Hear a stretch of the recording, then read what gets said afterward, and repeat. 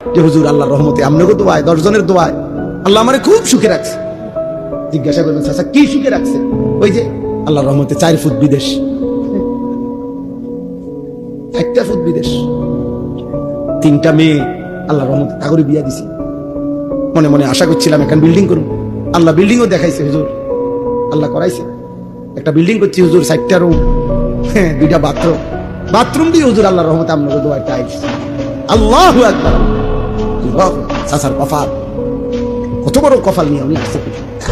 ওনার পূর্বপুরুষ মাটিতে পেশাব করত, আর উনি এখন আল্লাহর রহমতে খাস দোয়ায়, আমরার দোয়ায় উনি এখন টাইলসের মধ্যে। আল্লাহ পাকে দয়া আপনার।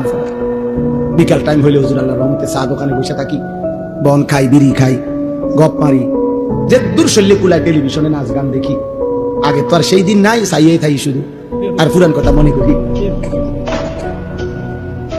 পুরান কথা মনে করে, মনে রাখে পুরান কথা মনে করায় করাইয়া ফেরেশতা আমাদের টাঙ্গাইয়া ফিরবে।